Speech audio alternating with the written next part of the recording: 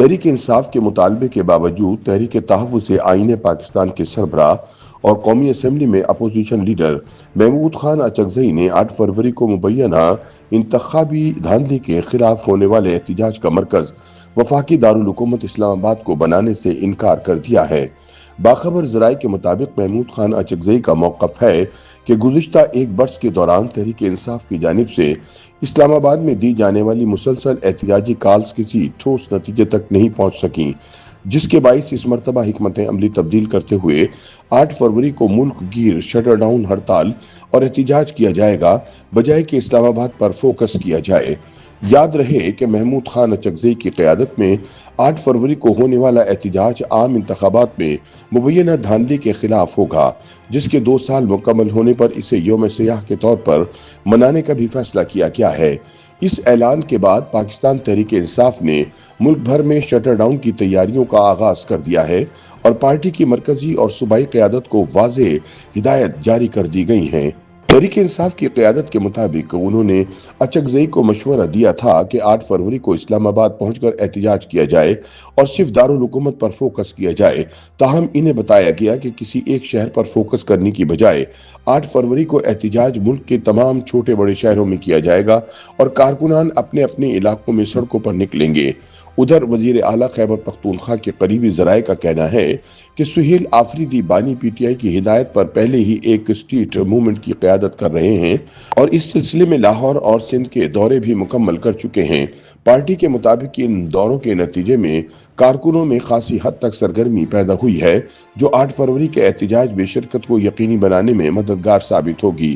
Party رہنماؤں کے مطابق عمران خان نے 8 فروری کے احتجاج سے متعلق حتمی اختیار محمود خان اچکزئی اور علامہ ناصر عباس کے سپرد کر رکھا ہے اور تحریک انصاف انہی کے اعلان اور فیصلوں کے مطابق آگے بڑھے گی۔ تحریک انصاف کے ایک سینئر رہنما کا کہنا ہے کہ ان کی پارٹی نے اس حوالے سے کوئی علیحدہ لائحہ عمل ترتیب نہیں دیا، بلکہ واضح طور پر یہ فیصلہ کیا گیا ہے کہ احتجاج کی نوعیت، مقام اور دائرہ کار کا اعلان محمود خان اچکزئی ہی کریں گے۔ پارٹی ذرائع کا کہنا ہے کہ اگرچہ احتجاج کی کال محمود خان اچکزئی کی جانب سے دی گئی ہے، تاہم یہ احتجاج دراصل عمران خان کے لیے تصور کیا جا رہا ہے۔ ذرائع کے مطابق احتجاج کے دوران خیبر پختونخوا حکومت اور وزیر اعلیٰ سہیل آفریدی کا کردار انتہائی اہم ہوگا، خاص طور پر ورکرز کو متحرک کرنے اور اسٹریٹ موومنٹ کو منظم رکھنے کے حوالے سے۔ دوسری جانب تحریک انصاف کے اندر اس معاملے پر مختلف آراء بھی سامنے آ رہی ہیں۔ پارٹی رہنماؤں کی خواہش تھی کہ 8 فروری کو